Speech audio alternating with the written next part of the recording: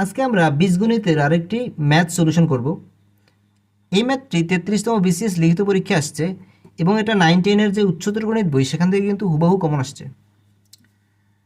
তো এখানে প্রশ্নে বলা হয়েছে যদি 1/a³ plus 1/b³ plus 1/c³ equal to 3/abc হয়, তাহলে আমাদের প্রমাণ করতে হবে ab plus bc plus ca equal হচ্ছে 0 অথবা a equal b equal C.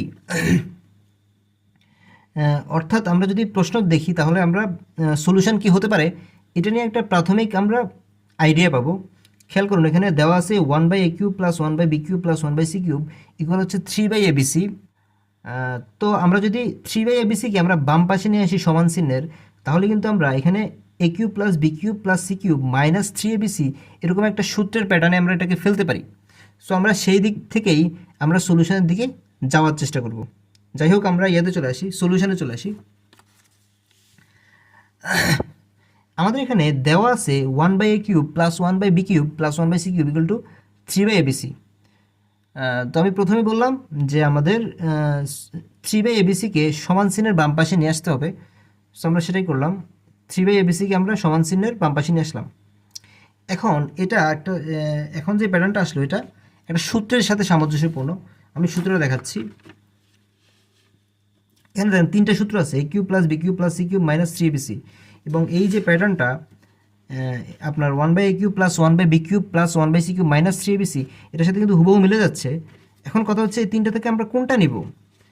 আমরা যদি সূত্রগুলো খেয়াল করি, এখানে যে 3 নম্বর সূত্রটা, এখানে half into a plus b plus c into a minus b whole square plus b minus c whole square plus c minus a whole square, এই অংশটা থেকে a minus b whole square সমান যদি আমরা 0 প্রমাণ করতে পারি, তাহলে কিন্তু আমরা a equal to b, b equal to c, c equal to এরকম একটা আইডিয়া আমরা সলিউশনের দিকে যেতে পারি, যেটা আমাদের প্রশ্নে বলা হয়েছে যে a equal to b equal to c প্রমাণ করতে। সেই জন্য আমরা হচ্ছে 3 নম্বর যে আমাদের ফর্মুলা সেটা আমরা ইউজ করব। যাই হোক, আমাদের সূত্র এখন দেখি আমরা কোনটাতে আসে। খেয়াল করুন, আমাদের এখানে দেওয়া আছে 1/a³, সূত্রে আছে a³, তাইলে আমরা a ইকুয়াল 1/3 ধরলাম, b ইকুয়াল 1/b ধরলাম, যেহেতু এখানে আছে 1/b³। একইভাবে 1/c³ আমরা 1/c হোল কিউব ধরলাম, তাহলে এখানে a³ plus b³ plus c³ minus এই যে 3/abc, এটাকে আমরা 3 into 1/a into 1/b into 1/c এরকম আমরা যদি ফালাই, তাহলে কিন্তু আমরা সূত্রটা ইউজ করতে পারি। সূত্রটা এখন আমরা কীভাবে ইউজ করছি দেখেন। এই যে এখানে কি বলা আছে, half into a plus b plus c, তাহলে আমাদের এই যে প্রথমে দিলাম আমরা হাফ, তারপরে এই যে a plus b plus c, এটাকে আমরা a এর জায়গায় লিখলাম 1/a, b এর জায়গায় 1/b, c এর জায়গায় 1/c। একইভাবে এখানে a এর জায়গায় 1/a, b এর জায়গায় 1/b, b এর জায়গায় 1/b, c এর জায়গায় 1/c, c এর জায়গায় 1/c, a এর জায়গায় 1/a বসে আমরা সূত্রটা লিখে ফেললাম। তো আমাদের ফর্মুলার কাজ এখানে শেষ। এখন আমরা নেক্সটে যাচ্ছি। খেয়াল করুন, এই যে আমাদের সূত্রটা আমরা যখন বসালাম, তারপরে খেয়াল করুন এখানে দুইটা টার্ম আসছে, তিনটা টার্ম। একটা হচ্ছে হাফ, আরেকটা হচ্ছে 1/a plus 1/b plus 1/c, আরেকটা হচ্ছে এই যে ব্র্যাকেটের ভিতরে যা আছে। আমরা হাফটা যেহেতু কনস্ট্যান্ট ভ্যালু, এটাকে আমরা ডান পাশে নিয়ে গেলে সেটা শূন্য হয়ে যাবে। সো আমরা সেটাকে ডান পাশে নিয়ে গেলাম, এখানে জাস্ট হাফটা ডান পাশে নিয়ে গেলাম, বাকি সবটুকু যা আছে সব সেমই আছে। এখন খেয়াল করেন, আমাদের এইটা যদি একটা রাশি হয়, এইটা যদি আরেকটা রাশি হয়, দুটো রাশির গুণফল যদি শূন্য হয়, তাহলে অবশ্যই এই রাশিটা শূন্য অথবা এই রাশিটা শূন্য। যেমন আমাদের এ বি গুণফল যদি শূন্য হয়, তাহলে a ইকুয়াল টু শূন্য অথবা b ইকুয়াল শূন্য। তো সেটা আমরা এখন ইউজ করবো এখানে আমাদের। তাহলে খেয়াল করুন, এই যে এই রাশিটা সমান শূন্য, 1/a plus 1/b plus 1/c equal শূন্য। এটাকে যদি আমরা লসাগু করি, তাহলে এখানে পাই এ নিচে আমাদের লসাগু নিচে আছে a b c হর, তো এখানে লসাগু হবে abc।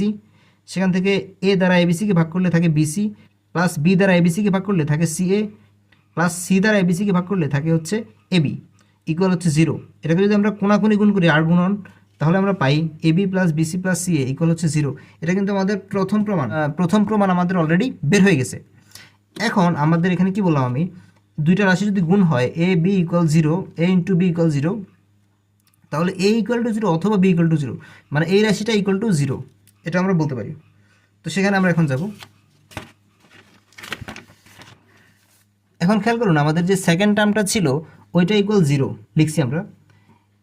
এখন এই রাশিটা বর্গ প্লাস এই রাশিটাও একটা বর্গ প্লাস এই রাশিটাও একটা বর্গ, তিনটা বর্গের যোগফল তখনই শূন্য হবে যখন এই প্রত্যেকটা বর্গ ইন্ডিভিজুয়ালি শূন্য হয়। কেননা এখানে যেহেতু স্কোয়ার আছে মানে হচ্ছে এই রাশিটা একটা পজিটিভ ভ্যালু, এখানে স্কোয়ার আছে মানে এই রাশিটা পজিটিভ ভ্যালু, এখানে স্কোয়ার আছে মানে এই রাশিটাও পজিটিভ ভ্যালু। তখন তিনটে পজিটিভ ভ্যালু যোগফল কখনো শূন্য হতে পারে না, যদি না সেটা শূন্য হয়। শূন্য হলে তো তিনটে শূন্য যোগ শূন্য যোগ শূন্য সমান শূন্য, কিন্তু 1 যদি হয়ে যায় সাপোজ, তাহলে কিন্তু 1 + 1 + 1 সমান 3 হয়ে যাবে। অর্থাৎ পজিটিভ ভ্যালু সবগুলো হয়, তাহলে শূন্য হবে না, এখানে নেগেটিভ ভ্যালু লাগবে।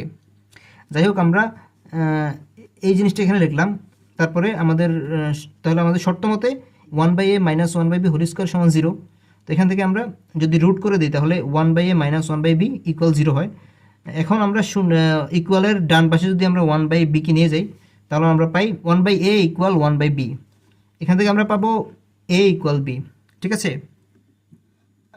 তাহলে খেয়াল করুন সেকেন্ড যে রাশিটা আছে এইটা ইকুয়াল আমরা 0 লিখতে পারি। 1/b - 1/c হোল স্কোয়ার সমান হচ্ছে 0। এটাকেও আমরা বর্গমূল করে ফেললাম। তারপরে ইকুয়াল চিহ্নের বাম পাশে 1/c কে ডান পাশে নিয়ে গেলাম।